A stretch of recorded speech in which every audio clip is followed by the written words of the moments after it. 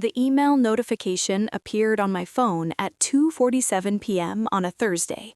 I was in the middle of a presentation to potential investors, pitching a renewable energy project that would change how coastal cities approached sustainable development. My phone was supposed to be on silent, but I'd set alerts for only 3 contacts: my assistant, my business partner, and my brother. This was from Jeremy. Tess, I'm getting married, June 15th. I know it's been a while, but Mom really wants you there. Dad does too, even if he won't say it. Please come. It would mean everything to have my sister at my wedding. I stared at the message for longer than I should have. The investors were waiting. My business partner, David Harris, was giving me a concerned look from across the conference table. Miss Brooks? One of the investors, a woman in her 50s with sharp eyes and expensive jewelry, leaned forward. Is everything all right? I pocketed my phone and smiled. The smile I'd perfected over 7 years. Professional, confident, completely empty of the emotions churning inside me. Everything's fine. Now, as I was saying, the prototype we've developed can reduce carbon emissions by 40%, while actually lowering energy costs for municipalities. Let me show you the data. The meeting went well. It always did. I'd built Brooks Sustainable Solutions from nothing, from a tiny apartment in Seattle where I'd lived after I left Chicago with $300 and a broken heart, into a company worth $200 million.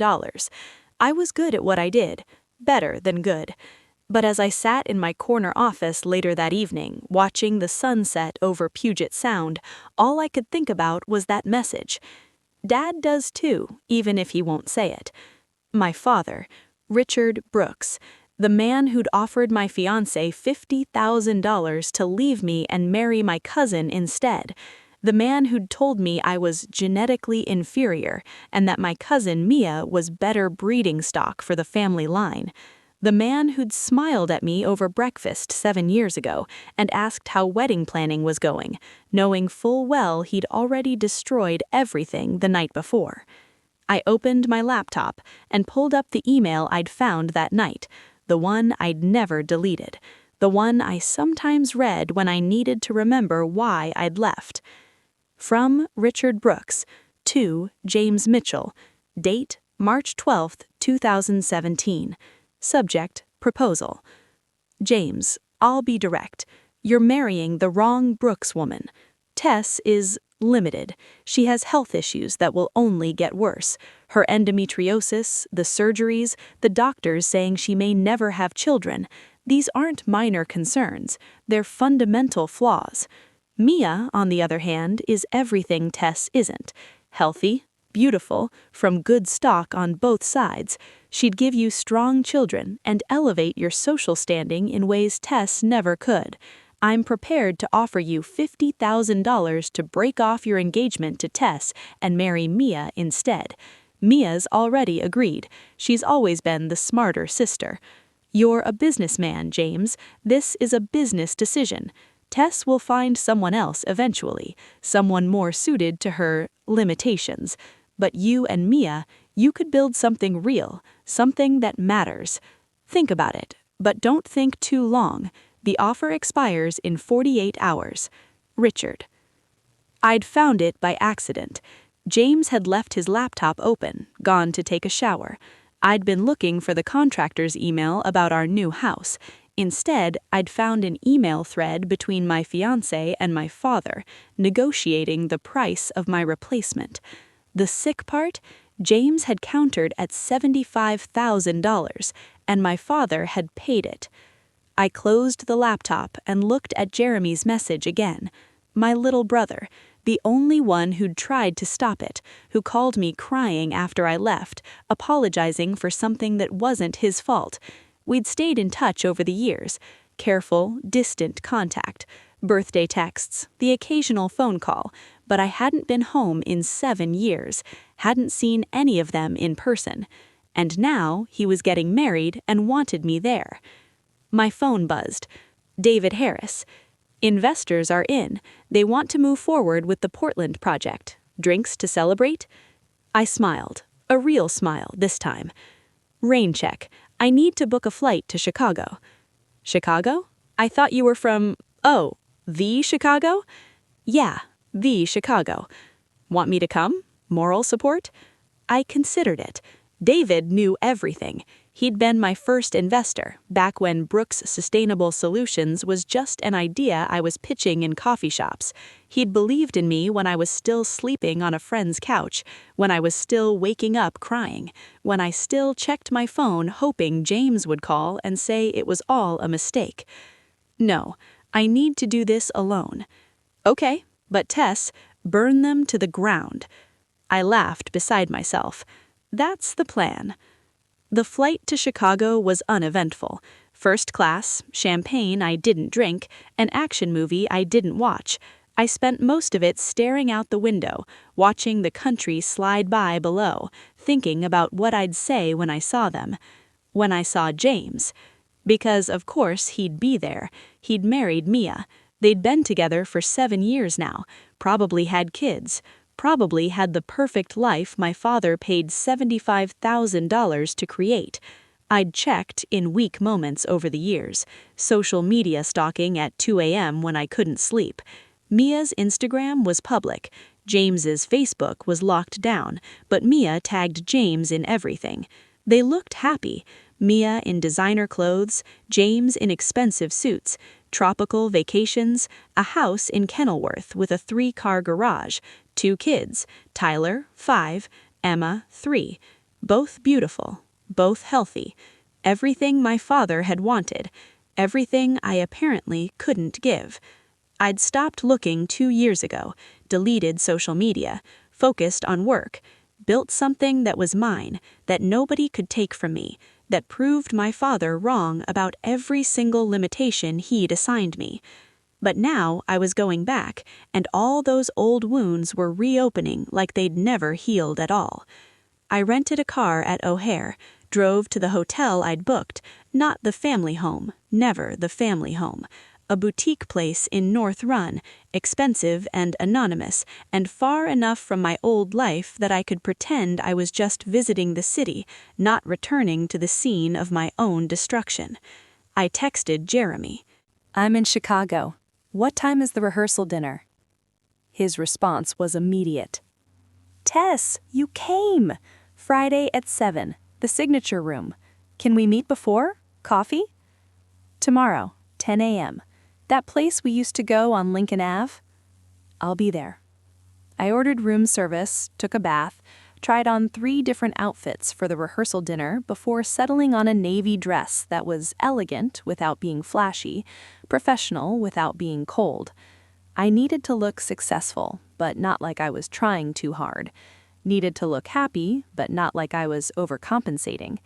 It was exhausting. I barely slept. Jeremy was already at the coffee shop when I arrived.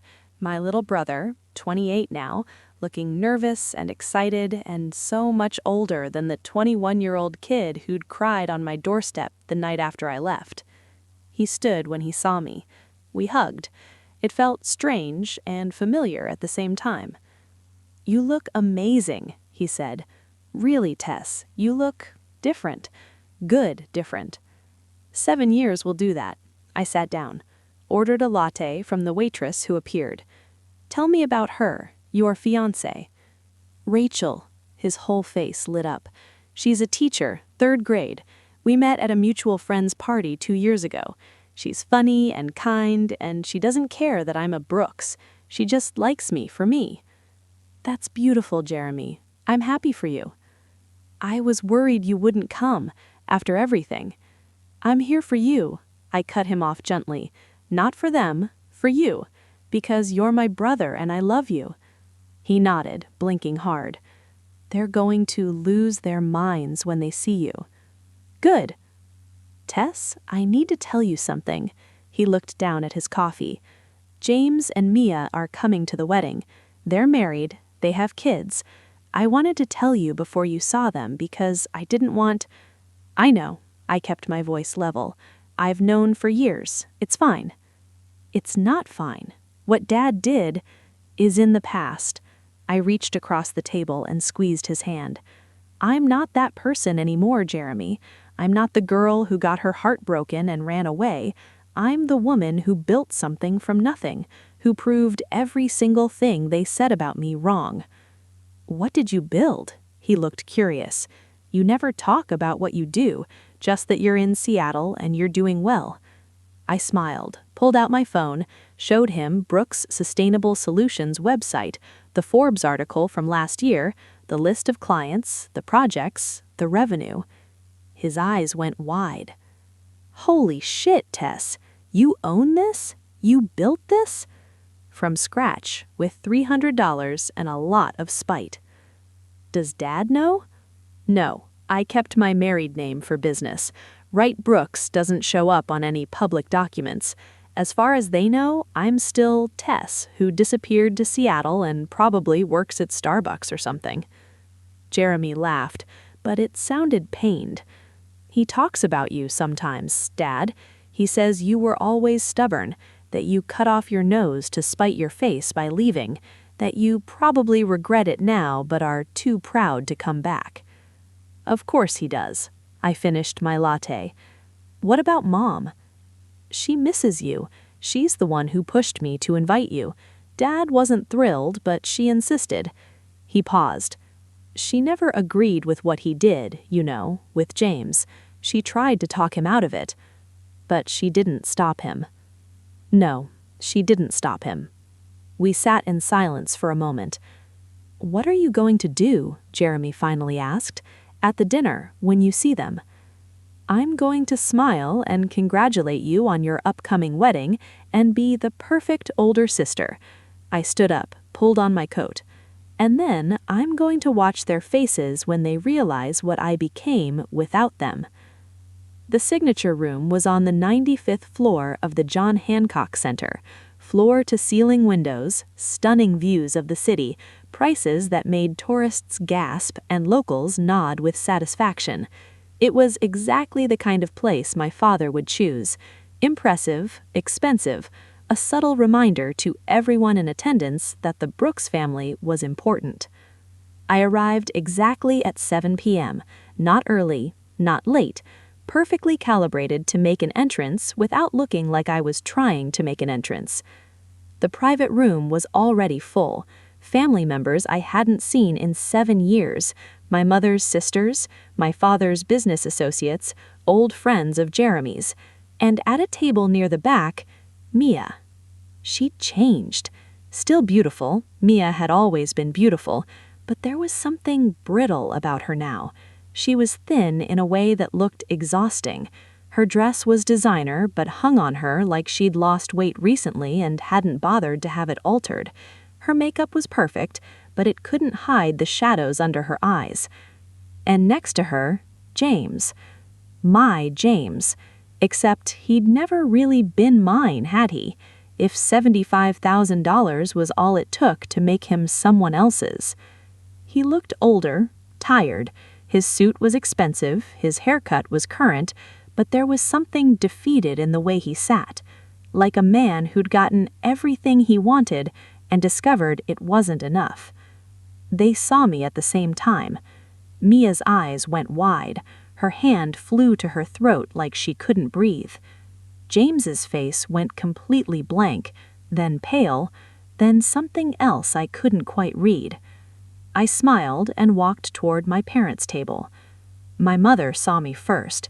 She was talking to someone, mid-sentence, and then she looked up and saw me, and the words died in her throat. "Tess," it came out as a whisper. "Hi, Mom." She stood, hugged me. She was crying. I was not.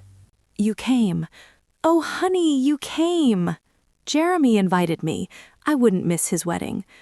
My father appeared at her elbow. Richard Brooks, 62 years old, still handsome in that silver fox way, still commanding, still looking at me like I was a problem to be solved. "Tess." No warmth, just acknowledgement. "It's been a long time." 7 years. "You look well." "I am well." We stared at each other. I could see him calculating, trying to figure out my angle, why I'd come back, what I wanted. "We should talk," he said finally. Privately, after dinner. No, I kept my voice pleasant. I'm here for Jeremy, not for family drama. Let's just get through this weekend like civilized people. His jaw tightened. He wasn't used to being told no, especially not by me. Fine. But Tess, he lowered his voice, I hope you're not here to cause problems. James and Mia are happy. They have a family. Whatever happened between you two is ancient history. I agree completely, I smiled. Ancient history. He looked suspicious but nodded and walked away. Jeremy found me before I could sit down. You okay? Perfect. Where's Rachel? I want to meet her. Rachel was lovely, exactly as Jeremy had described. Warm, funny, genuinely excited to meet me. She had no idea about the family drama, just knew that I was Jeremy's sister who lived in Seattle and did something with clean energy. We sat together during dinner, far from the family table, far from Mia and James. Close enough to see them, though. Close enough to watch Mia stare at me all night like I was a ghost. Close enough to see James barely touch his food. The speeches started after dinner. My father gave a toast about family and legacy, and how proud he was of Jeremy for finding such a wonderful partner. He didn't mention me, didn't even glance in my direction. My mother spoke about love and commitment, and how marriage was the most important decision you'd ever make. She looked at me when she said that. Her eyes were sad. And then Jeremy stood up. I want to thank everyone for being here tonight. It means the world to me and Rachel to be surrounded by the people we love. He paused, looked directly at me, especially the people we thought we might have lost along the way. The room got quiet. 7 years ago, my sister Tess left Chicago, left our family, and I'm not going to pretend it wasn't because of something that happened here, in this family, that drove her away. He ignored my father's sharp look. I was 21 and I didn't know how to stop it. I didn't know how to tell her that she mattered more than whatever other people thought was important. Jeremy, my father started. But I'm older now, and I'm getting married, and I wanted my sister here because she taught me something important when she left. He raised his glass toward me. She taught me that sometimes the most loving thing you can do is walk away from people who don't value you, and that building a life on your own terms is worth more than any inheritance or family legacy or expectation. The silence was deafening. So Tess, thank you for coming back, even though we didn't deserve it. Thank you for being here, and thank you for showing me that it's possible to survive when the people who are supposed to love you let you down. I felt tears burning in my eyes. I stood up, raised my glass back to him, to Jeremy and Rachel, to building something real. To building something real, the room echoed. Except Mia. Mia was staring at her plate, and James was staring at me. After the speeches, I needed air. I slipped out to the observation deck, where the wind whipped around the building and the city stretched out below like a map of all the places I used to be. Tess. I turned. James. Of course. Hi, James. You look incredible. He shoved his hands in his pockets. I mean, you always looked incredible, but now you look rich, I supplied. Successful? Like I didn't need your $75,000 after all. He flinched. You know about that. I found the email the night before you broke up with me. I saw everything. Then I know exactly what you are, what both of you are. I kept my voice level, cold. I know you traded me for money and a woman my father considered better breeding stock. I know you married Mia and had your perfect children and your perfect life in Kenilworth. I know everything. It wasn't like that. No, I turned to face him fully. Then what was it like, James? Explain it to me. Explain how you told me you loved me on a Tuesday and married my cousin on a Saturday. Explain how you looked me in the eyes and said you were the only one I wanted, and then took money from my father to walk away. Your father said you couldn't have children, that you had medical issues that would only get worse, that marrying you would be a mistake. And you believed him? I was 26 years old, Tess. I was broke. I was scared, and your father was offering me a way out that seemed like it solved everything. Everything except the fact that you destroyed the person who loved you. I know. I know what I did, and I've regretted it every single day since. Good. We stood there in silence. The wind howled. The city glittered. Are you married? He finally asked. No. Seeing anyone? That's none of your business. Right, of course. He ran a hand through his hair. The gesture was so familiar it hurt. I just wanted you to know that I didn't forget you, that I thought about you, that I wondered if you were okay. I'm better than okay. I pulled out my phone, showed him the same website I'd shown Jeremy. I built this, Brooks Sustainable Solutions, $200 million in annual revenue, contracts with 6 major cities, featured in Forbes, Bloomberg, Fast Company. I did that. Without you, without my father's money, without anyone who thought I was limited. His face went white. Holy shit, Tess. My father told you I was genetically inferior, that I couldn't give you what Mia could, that I was limited. I put my phone away. He was wrong about everything except one thing. I couldn't give you children. My endometriosis got worse. I had to have a hysterectomy 2 years ago. So if that's what you based your decision on, you made the right choice. Tess, I'm so sorry. I didn't know. But here's the thing, James. I built a company. I changed industries. I made a difference in the world. And I did it all without the one thing my father thought was my only value, my ability to produce heirs. I smiled. It felt sharp. So who's really limited? The woman who built an empire, or the man who sold his soul for $75,000? I deserve that. You deserve worse than that. I know. He looked at me, really looked at me, and I saw something broken in his eyes. Mia and I aren't happy. We pretend, for the kids, for your father, but we're not happy. We got married for all the wrong reasons, and we've been paying for it ever since. I don't care. I know, you shouldn't care, but I wanted you to know that the life you think I got, the perfect life, it's a lie. It's all a lie. He swallowed hard. She's not you, Tess. She never was. Stop. I held up a hand. Don't you dare. You don't get to do this. You don't get to stand here 7 years later and tell me you made a mistake. You made your choice. You chose money over love, breeding stock over partnership, my father's approval over my heart. You don't get to take that back now. I'm not trying to take it back. I just wanted you to know. I don't want to know. I don't want your regrets or your apologies or your sad story about how your marriage isn't perfect. You know why? Because I spent 2 years in therapy dealing with what you did to me. 2 years learning how to trust people again, how to believe that I was worth more than my medical history, how to build a life that didn't revolve around the man who broke my heart for a paycheck. Tess, I mourned you. I mourned us. I mourned the life we were supposed to have together, and then I got up and I built something better, something that's mine, something that nobody can buy or sell or take from me. I stepped back. So keep your regrets, keep your unhappy marriage, keep your perfect house and your perfect children and your perfect lie. I don't want any of it. I walked past him, back toward the restaurant. He called after me. Tess, wait! I didn't stop. Inside, Mia was waiting near the door. She'd been crying. Her mascara was smudged. Tess, can we talk? No.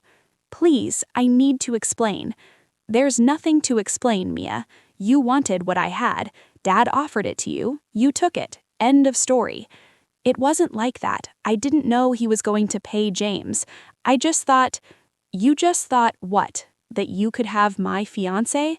That you deserved him more than I did? I thought I could make him happy. I thought I could be what you couldn't be. And were you? I looked at her, really looked at her. Did you make him happy, Mia? Did you get everything you wanted? She didn't answer, just cried harder. I didn't think so. I moved to walk past her. Dad said you were sick, that you couldn't have children, that James deserved better. The words tumbled out.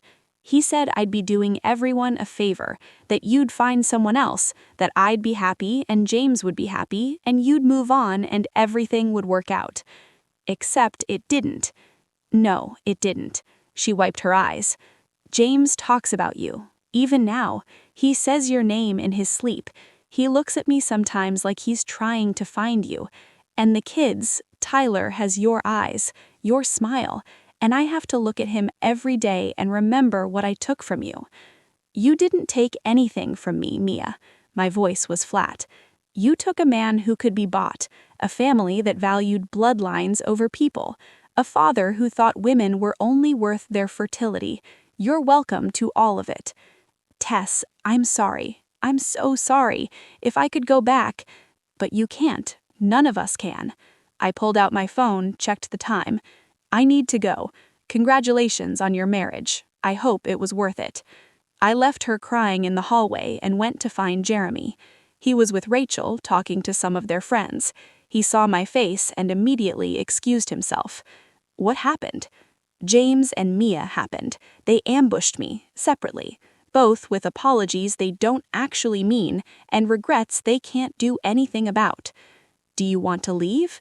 No, I want to have a drink with my brother and his fiancé and celebrate the fact that he found someone who actually loves him. I forced a smile. I want to pretend for one night that this family is normal. We're not normal. I know, but we can pretend. We pretended. We drank champagne and laughed at Rachel's stories about her third graders and talked about their honeymoon plans. We avoided my parents. We avoided Mia and James. We carved out a little bubble of normalcy in the middle of the disaster. And then my father appeared. Tess, I'd like to speak with you now. I said no earlier. That hasn't changed. It wasn't a request. His voice was hard, commanding, the voice that had terrified me as a child. We're going to have a conversation now. Jeremy started to stand. I put a hand on his arm. It's fine. Let's get this over with. My father led me to a private corner of the restaurant. The windows overlooked the city, everything glittering and beautiful and cold. I heard you've been talking to James and Mia. They talked to me. And you told them about this company you supposedly built. Brooks Sustainable Solutions. Yes. I looked it up after Jeremy showed me. He pulled out his phone, showed me the Forbes article. This is really yours? Yes. How? How? I laughed. I worked. I learned. I built relationships. I proved I was valuable. All the things you said I couldn't do. I never said you couldn't be successful. I said you couldn't give James the life he deserved. You said I was genetically inferior. You said Mia was better breeding stock. You paid my fiancé $75,000 to leave me for my cousin. My voice was rising. I didn't care. You destroyed my life because you thought I wasn't good enough to carry on your precious legacy. I did what was best for everyone involved. Best for who? For me? I spent 2 years in therapy, Dad. 2 years learning how to function again after you and James destroyed me. Was that best for me? You clearly recovered. You're successful. You built this company. You're fine. I'm not fine. The words exploded out of me. I haven't been fine for 7 years. I work 80-hour weeks because if I stop moving, I remember what you did. I don't date because I can't trust anyone after the man I loved sold me for cash. I had to have a hysterectomy at 28, and I had no one to hold my hand because my family had already decided I wasn't worth keeping. The restaurant had gone quiet. People were staring. I didn't care. You want to know the worst part? I was crying now. The worst part is that you were right. I couldn't have children. My endometriosis got worse. It took over everything. And when they finally removed my uterus, all I could think of was that you'd been right, that I was defective, that James had dodged a bullet, that Mia was the better choice. Tess, my mother had appeared. I didn't know when. But then I realized something. I wiped my eyes. I realized that children aren't the only legacy that matters, that building a company that employs 200 people and helps cities reduce their carbon footprint matters too, that living a life you're proud of matters, that being someone who doesn't sell people for profit matters. I looked at my father, really looked at him. You measured my worth by my uterus, by my ability to produce heirs for your precious legacy. And when I failed that test, you threw me away like I was nothing, like 7 years of raising me, of supposedly loving me, meant nothing compared to my cousin's superior genetics. That's not fair, isn't it? I pulled up my phone, showed him the email, the one I'd never deleted. This is you. This is what you said about me, your daughter, the person you were supposed to protect. He read it. His face didn't change. I stand by every word. I did what I thought was right. Then we have nothing else to say to each other. I put my phone away. I came here for Jeremy, for his wedding, not for you, not for forgiveness, not for some tearful reunion. I came because my brother deserves to have his sister at his wedding. And after the wedding? After the wedding, I go back to Seattle and we go back to pretending each other doesn't exist. Except now you know. Now you know exactly what I became without you, what I built in spite of you, and you get to live with that. I started to walk away. Tess, my mother's voice stopped me. Honey, please, can't we what, Mom? Can't we pretend this never happened? Can't we go back to being a normal family? I turned to face her. You let him do this. You knew what he was planning and you let him do it. You chose him over me. I didn't. You did. You stood by and watched him destroy my life and you did nothing. You're just as guilty as he is. That's not true. Then why didn't you stop him? Why didn't you warn me? Why didn't you do anything except feel vaguely bad about it after the fact? She had no answer. I didn't think so. I looked at both of them. I'm staying for the wedding. I'm going to smile and celebrate Jeremy and Rachel and pretend we're a functional family. But after that, we're done. No more guilt texts, no more "we miss you" messages, no more pretending that what you did was forgivable. We're done. I walked away, found Jeremy and Rachel huddled together, looking worried. I'm okay, I just needed to say some things. We heard, Rachel said gently. I think everyone heard. Good, let them hear. Let them know exactly what this family is. I took a deep breath. I'm going back to my hotel. I'll see you both at the wedding tomorrow. Tess, Jeremy started. I'm fine. Really, I just need some space. I hugged them both. I love you, both of you, and I'm so happy for you. Don't let my drama ruin your wedding weekend. Your drama isn't ruining anything, Jeremy said. If anything, it's making everything clearer. What do you mean? I mean, I'm seeing our family for what it really is, and I'm seeing you for what you really are. He smiled. You're a badass, Tess. You always were. I just didn't realize how much until tonight. I laughed through my tears. Thanks, baby brother. Go get some rest. Tomorrow is a new day. Tomorrow was a new day. The wedding was beautiful. Jeremy and Rachel were radiant. My father gave a stiff speech about family legacy that everyone could tell was aimed at me. My mother cried. Mia and James sat in the back and looked miserable. And I sat next to Rachel's best friend and laughed and celebrated and didn't let any of them touch me. After the ceremony, during the reception, my father approached me one last time. I want you to know something, he said. I don't care what you want me to know. You were always difficult, even as a child, always questioning, always pushing back, always wanting more than you were given. He took a sip of his scotch. I thought James might settle you down, might make you into someone manageable. Manageable? Yes, a wife, a mother, someone who understood her place. I stared at him. You really don't get it, do you? Get what? I was never difficult. I was never the problem. You were. I stood up. You couldn't handle a daughter who had her own ideas, her own ambitions, her own measure of success that didn't revolve around you. So you tried to break me. And when you couldn't break me, you tried to sell me. That's not... But here's what you didn't count on. I leaned in close. I'm not manageable, I'm not breakable, and I'm not for sale. Not for $75,000, not for $1 million, not for anything, because I'm worth more than you'll ever understand. I walked away, found Jeremy and Rachel saying goodbye to their last guests. I'm heading out, I told them. So soon? Rachel looked disappointed. We're going to have brunch tomorrow before our honeymoon. Will you come? I hesitated, looked back at my parents, at Mia and James, at the family I'd tried so hard to escape. You know what? Yes, I'll come, but just with you two, no one else. Deal.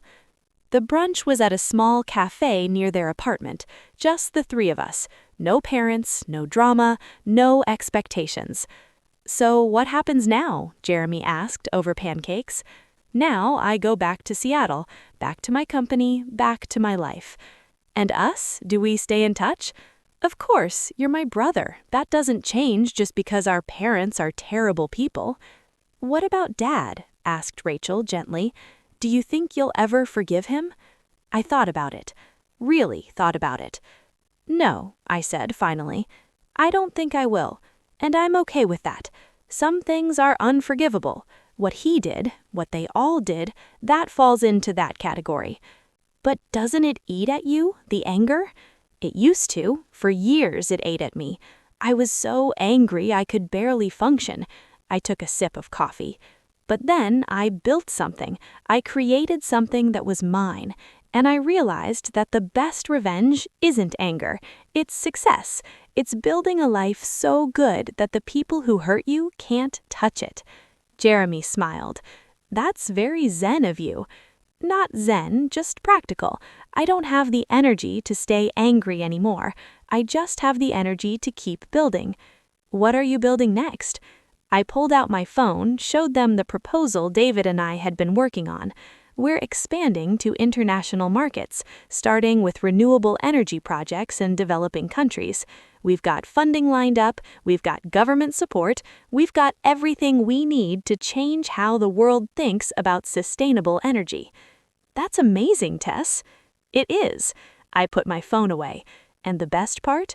I'm doing it without them, without Dad's money, without his approval, without needing anything from the family that said I wasn't good enough. You were always good enough, Jeremy said quietly. They were just too blind to see it. I know that now. It took 7 years and a lot of therapy, but I know it now. We finished brunch, hugged goodbye, promised to stay in touch. And then I drove to O'Hare, boarded my flight back to Seattle, and didn't look back.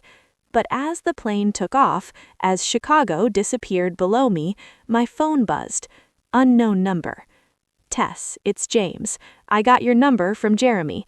I know you don't want to hear from me, but I need to say this. Seeing you at the wedding, seeing what you've become, it made me realize what an incredible mistake I made. Not just in leaving you, but in not believing in you. In letting your father convince me that you were limited. You were never limited. You were extraordinary. You are extraordinary. And I spent 7 years married to the wrong woman, wishing I could go back and make a different choice. I know it's too late. I know I don't deserve a second chance, but if there's any part of you that still cares, that still remembers what we had, please call me. Please let me explain. Please give me a chance to make this right. I read it twice. Then I deleted it, blocked the number, and opened my laptop to review the proposal for our next project. Because James was right about one thing. It was too late. 7 years too late.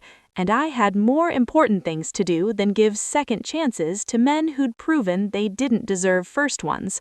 The woman who cried herself to sleep in a tiny Seattle apartment, wondering if she'd ever feel whole again, was gone. In her place was someone stronger, someone who'd built an empire from nothing, someone who'd proven that genetics and fertility and family approval were all meaningless next to hard work and vision and refusing to let other people define your worth. I was Tess Brooks, CEO, entrepreneur, sister to Jeremy.